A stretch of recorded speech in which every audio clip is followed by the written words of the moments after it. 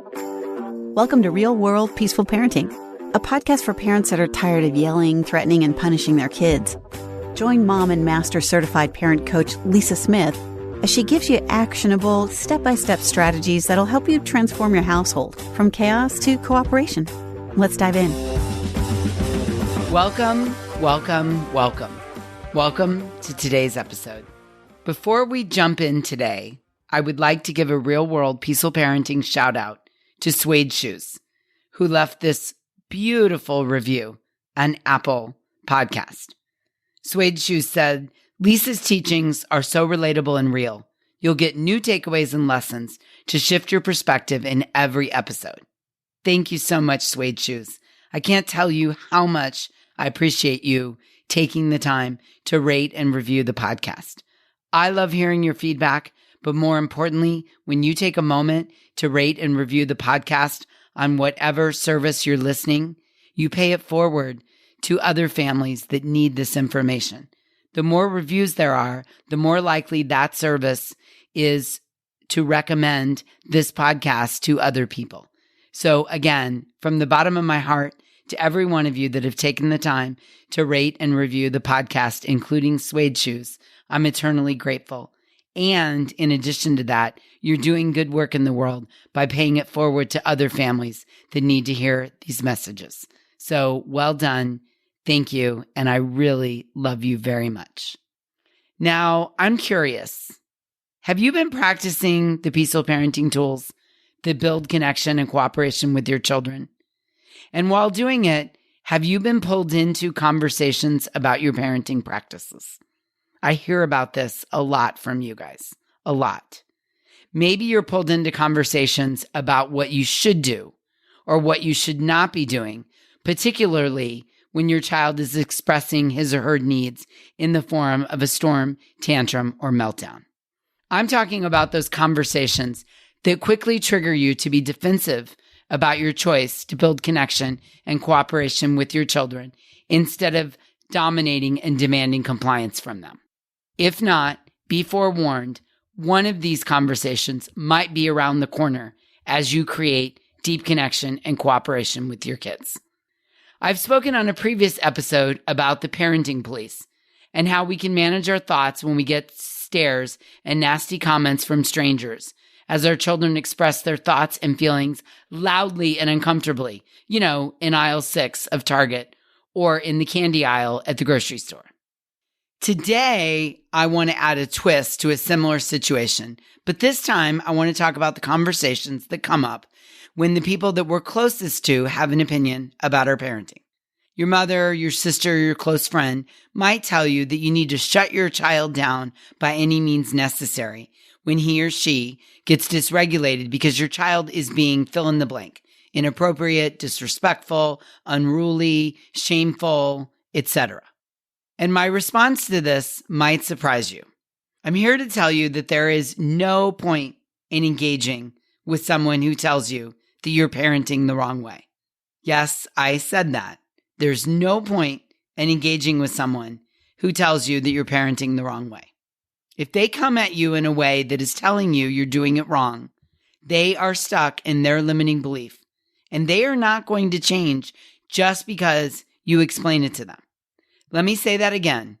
You are not going to change anyone's limiting belief when they are stuck in their middle brain and coming at you with all the reasons their limiting beliefs and their way of parenting are better than yours or would serve you, your child, or the community at large better. Now, some may ask you questions because they're curious, like, I hear you're taking a parenting class and I see you doing things differently than our parents did raising us. Could you explain it to me? Now that is a signal that they're open and honestly wanting to know more about what you're doing. Anything less than that, or anything that doesn't inch close to that, indicates that they're getting triggered because you're doing things differently and they need to justify how they're doing it. Oh, chew on that for a moment, yeah? So when they're getting triggered because they're doing things differently than you and they need to justify what they're doing. So they're either going to tell you that you're doing something wrong or they're going to drag you into an argument You know what I'm talking about if you've had one of these. They're going to drag you into an argument where they can stay true to their beliefs. This happens in other topics as well. Religion, politics, jobs, goals, workout type, etc. And this is the distinction I would make. I would not power struggle with someone who wants to tell you you're parenting the wrong way. If I find myself in a conversation like that, I kindly say something like, those are your thoughts and you're entitled to them. Thank you for sharing. Duly noted. I hear you. I can see how you see it that way. Let's agree to disagree. And then I would redirect them like you would a 2-year-old from the cookie or the red truck onto a different topic. Now, I've been doing this peaceful parenting thing long enough to tell you that you are not going to change the person's mind about peaceful parenting, about allowing your children to feel and express their feelings, about the connection being more important and more valuable than compliance, about valuing the relationship over the behavior. You are not going to change their mind. You're not. It's unfortunate, but you're not. I've even seen this with couples that come to me to do one-on-one work. One person, typically the wife, will sort of drag the other person, typically the husband, to a coaching call. And what she sometimes wants to do is use the hour to try to convince the other parent about peaceful parenting or help him or her find evidence that what she is doing is correct. And it rarely works out. Conversations about trying to prove the peaceful parenting works, conversations that try to prove that connection and cooperation are the way to go, often go something like this. Let's say I say to Jennifer, one valuable tool in peaceful parenting is to always, or as much as you can, give your kids a choice.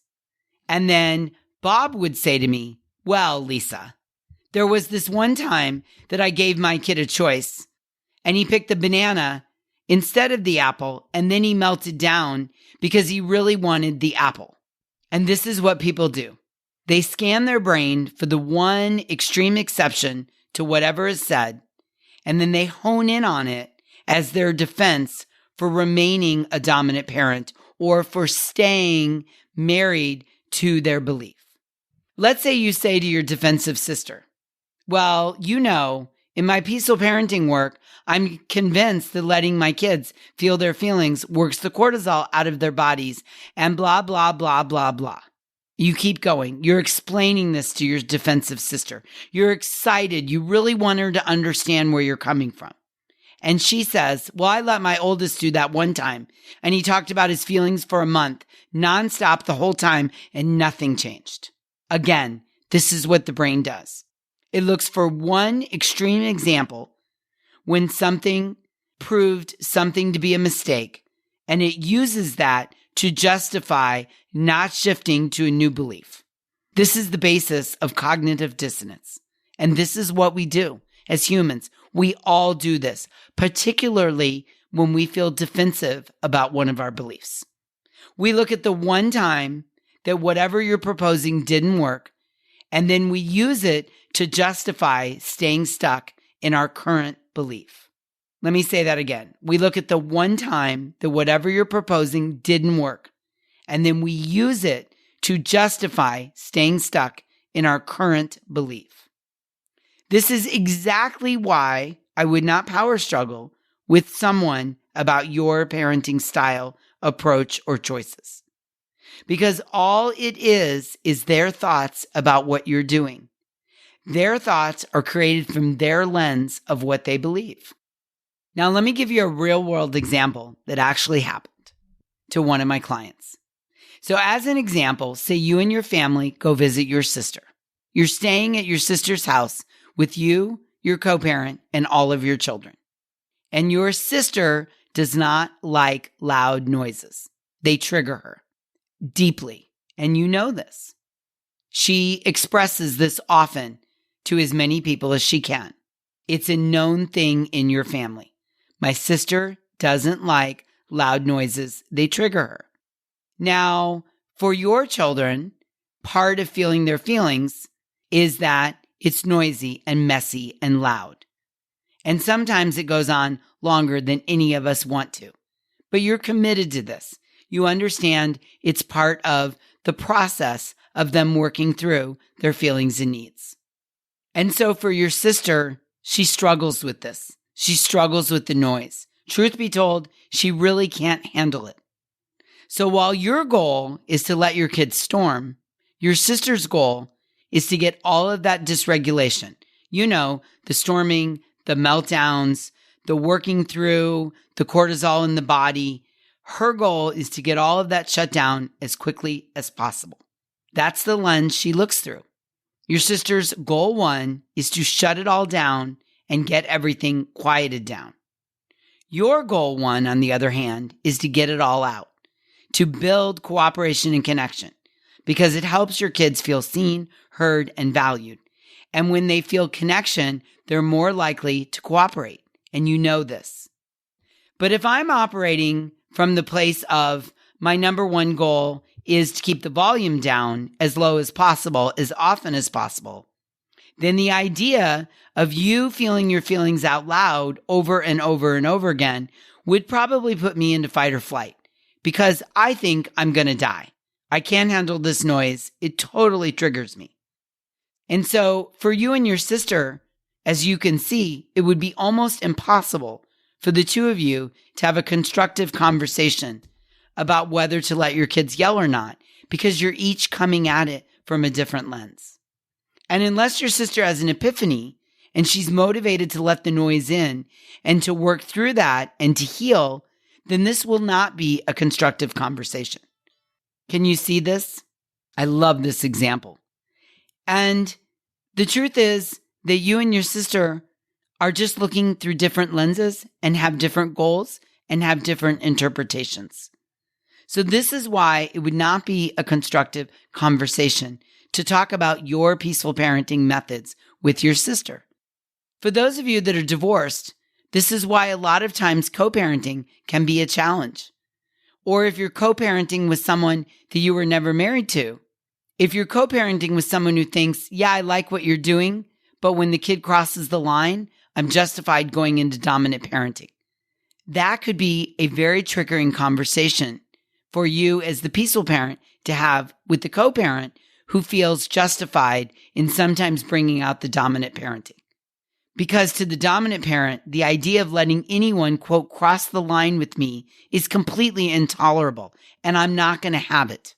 This is why sometimes it can be very, very, very hard to have a constructive conversation about co-parenting. We all approach it with a different set of lenses and beliefs. You with me? Okay. To help you manage your own thoughts when you are approached or find yourself stuck in one of these defensive conversations, consider these thoughts to stay regulated yourself. Number 1, peaceful parenting has given me access to more love and acceptance of my child. Number 2, remember that we find freedom in the way we choose to structure or frame our thoughts, in the lens we look through. It's the only place we can experience true freedom is in our thoughts, and the thoughts we choose to give energy to. Number 3, freedom is in your thoughts, not the circumstances. For example, the freedom is in your thoughts about your kids storming, not the fact that your kids are storming. Okay, and lastly, let me conclude with this. If your children are hearing these conversations you have with people who want to debate your way of parenting, you have an awesome opportunity to teach your children conflict resolution instead of confrontation. Let me say that again. If your children hear you having these conversations with your mother-in-law, your sister-in-law, your neighbor, someone at school, your co-parent, you have an awesome opportunity to teach your children conflict resolution instead of confrontation. Think about how powerful it is to teach our children that the goal is to practice accepting that other people have different thoughts, beliefs, and lenses they look through than us. We don't have to be defensive, and we don't have to fight to our death until the other person sees our side. What a beautiful opportunity to show our kids that they can have an opinion and conviction that is different from someone else's without backing down and without throwing proverbial or literal punches. In other words, we can agree to disagree and still have relationships with people who don't see the same thing we see, who don't look through our lens, who don't share the same beliefs that we have. Talk about connection. Teaching our children how to help others feel seen, heard, and valued without having to agree with our thoughts or beliefs. Oh my goodness. Can you imagine a world full of children raised this way? I sure can. And I love thinking about it. I love it, I believe in it, and I believe in you. So in closing, remember, move away from the people that want to argue their point, their lens in the conversation about peaceful parenting. And remember, you're not going to change anyone's belief when they're stuck in their thoughts, when they're coming at you with all the reasons their beliefs and their ways of parenting are better than yours. And instead, simply share with them, duly noted, thank you for sharing, I hear you, let's agree to disagree, and then redirect them away from the conversation like you would redirect a 2-year-old from a cookie or a red truck. Freedom is in our thoughts, not in the circumstances. And freedom is letting go of the rope and no longer power struggling with people that don't see it your way and that don't want to jump on the peaceful parenting train. I want this for you. I want this for your kids. Until we meet again, I'm wishing you peaceful parenting. Thank you so much for listening today. I want to personally invite you to head over to thepeacefulparent.com/welcome and sign up for my free Peaceful Parenting mini course. You'll find everything you need to get started on the path to peaceful parenting just waiting for you over there at www.thepeacefulparent.com/welcome. Can't wait for you to get started. Thanks for listening to Real World Peaceful Parenting. If you want more info on how you can transform your parenting, visit thepeacefulparent.com. See you soon.